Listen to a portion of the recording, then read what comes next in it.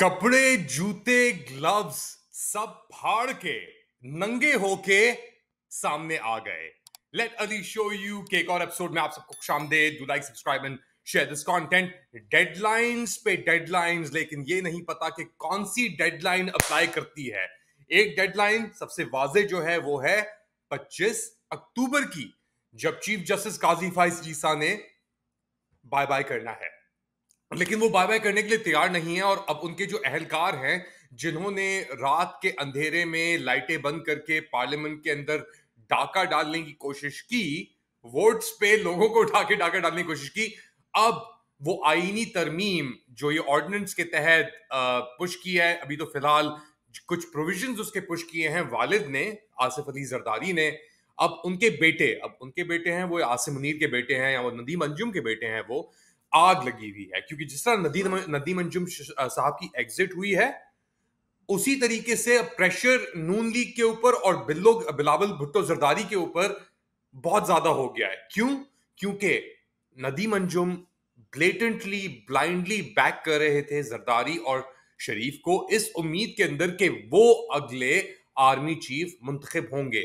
लेकिन और ये इस बात में डिले भी आ रही थी, अगर आपको याद हो, कई एंकर्स आके बात कर रहे थे कि नहीं कोई इसमें वो नहीं है, वजाहत नहीं है। तो अब एक और बात याद रखें, अगर नदीम अंजुम गया है तो उसका जो फैसल नसीर है ये भी जाएगा। और ये इन बातों के अंदर एक्चुअली बहुत वजाहत है अब कि नदीम अंजुम साहब के जाने के बाद एक नया निजाम टेक ओवर करेगा, वो चीजें खत्म करने के लिए, वो बाकियात खत्म करने के लिए जो नदीम अंजुम साहब खत्म करने में नाकाम हुए, और उसी की बुनियाद पे उनके साथ उनको अलविदा कर दिया गया। क्योंकि और तो एक्सटेंशन मिल रही है ना औरों को, इनको 1 साल की एक्सटेंशन दी।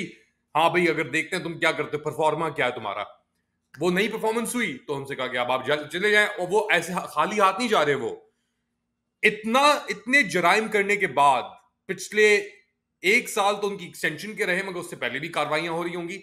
उन्होंने इतने पैसे कमा लिए हैं कि वो अब जहां भी जाएंगे वो आराम से अपनी जिंदगी गुजारेंगे, सिक्योरिटी गार्ड्स भी होंगे, सब कुछ होगा।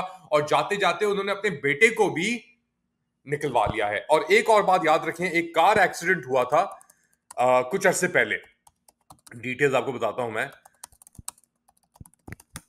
जिसके अंदर एक हाई आर्मी कमान का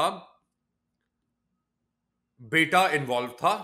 और फिर बात आई कि जी नदीम अंजुम साहब के जो बेटे थे, ये बात है मई की 2024, इसी साल 24 मई की, के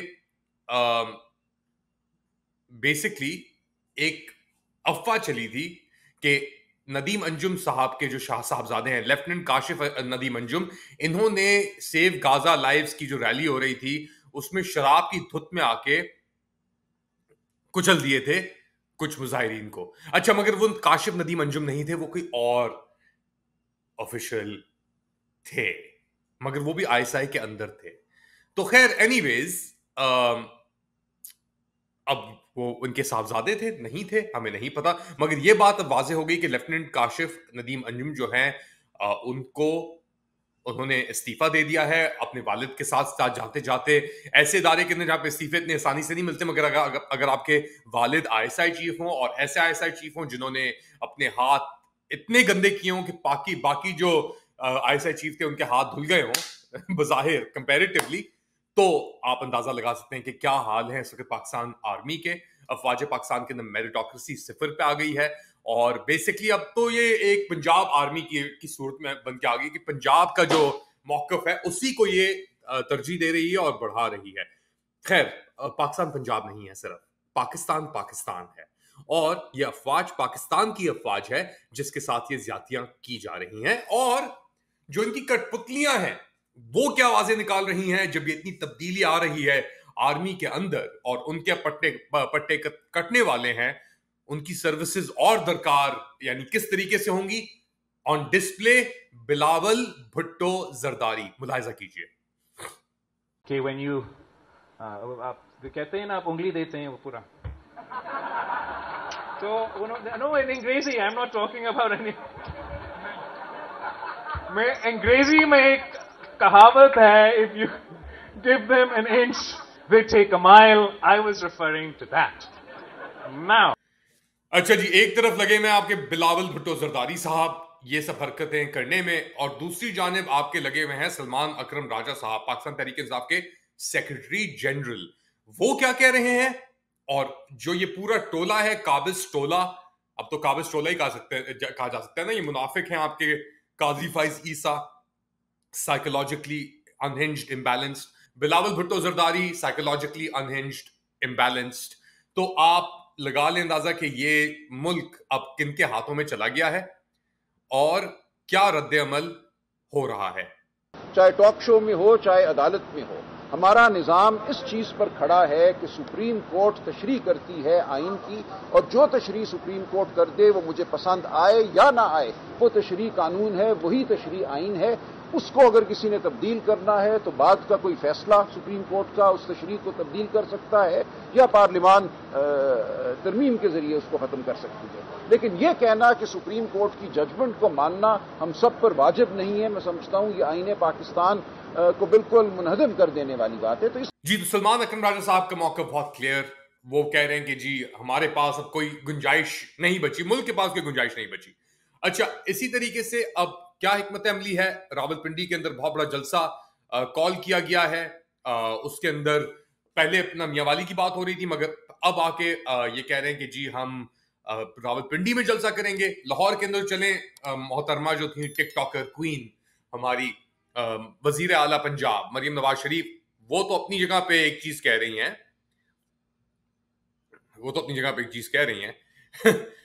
मगर हकीकतन क्या हो रहा है, क्या इरादा है, अलीमा खान ने बयान किया, वो मौकफ मुलाहिजा कीजिए।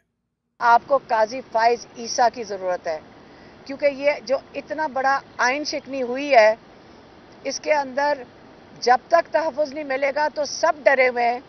आपका सिकंदर सुल्तान डरा हुआ है, क्योंकि इनके ऊपर तो आर्टिकल 6 लगता है कि इन्होंने जो चोरी शुदा वोट अगर लोगों को वापस ना करें।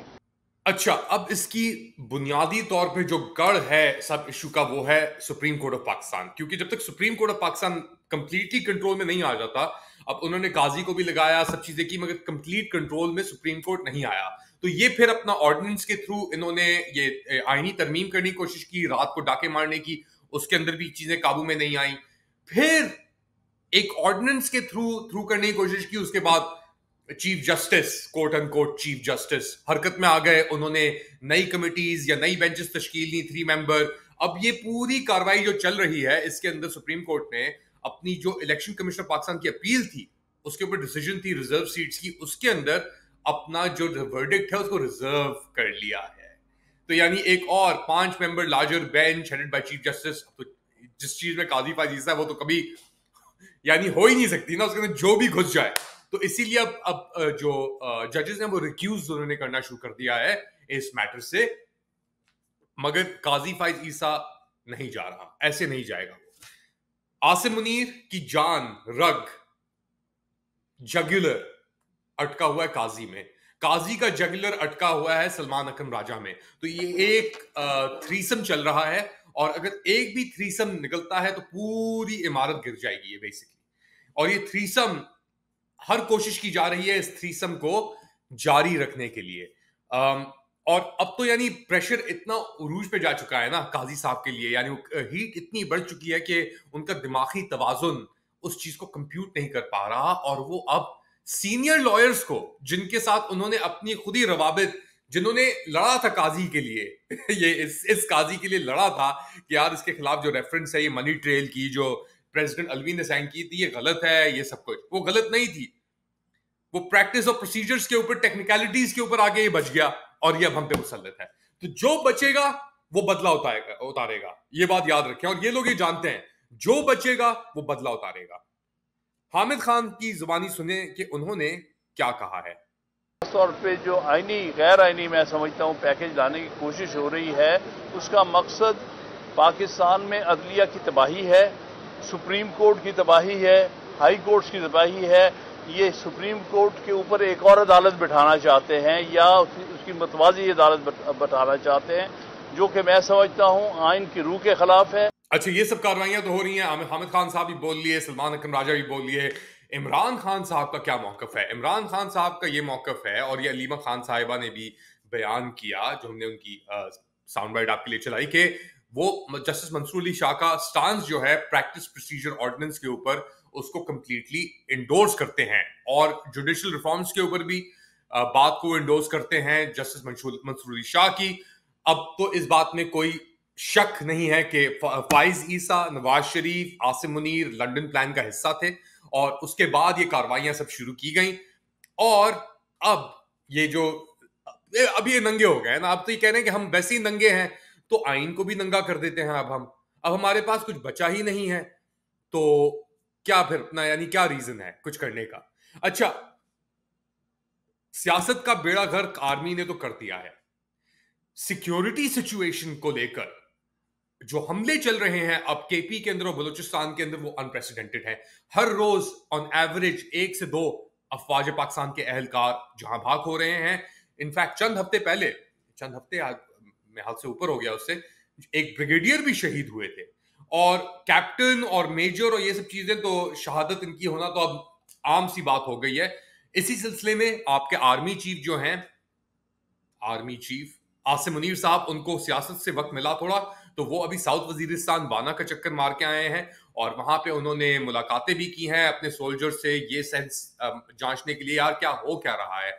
और फिर शोधा का जो ये मातम हमेशा करते हैं, उठाते हैं, और शोधा मॉन्यूमेंट भी एक बनाया हुआ है वहां पे। अगर ये अलमिया नहीं है इस वक्त पाकिस्तान के लिए और उसकी क़यादत के लिए, तो मेरे ख्याल से मुझे नहीं पता क्या होगा। लेकिन ये लोग जिद पे आ गए हैं और ये अब किसी चीज पे नहीं रुकेंगे। इसीलिए तहरीक तालिबान पाकिस्तान, पाकिस्तानी तालिबान, BLA बलूचिस्तान में वो आग की तरह फैल गए हैं क्योंकि आर्मी की अपनी लेजिटिमेसी यहां पे है। आप क्या समझते हैं? Do let me know in the comment section and do like, subscribe and share this content. ये कंटेंट जो सप्रेस किया जा रहा है पाकिस्तान, ये कंटेंट जो मेन स्ट्रीम मीडिया आपको नहीं दिखाएगा, जाते जाते एक अल्फाज अब डिजिटल रेल्म के अंदर भी उन्होंने अपनी एंट्री की है अस्करी क़यादत ने और कुव्वतों ने, एक बड़े उसके साथ प्लान प्रोजेक्ट के साथ, उसका नाम है नुक्ता, और उसके वीडियोस आना शाया करना शुरू कर दिए हैं। तो अगर आप अस्करी पॉइंट ऑफ व्यू से दूर रहना चाहते हैं तो कामरान खान, मलिक रियाज और नुक्ता से जरूर दूर रहें। ये मेरा पार्टिंग आपके लिए मैसेज है, बाकी आप ज्यादा बेहतर समझते हैं। फिलहाल इतना ही, अपना ख्याल रखिएगा।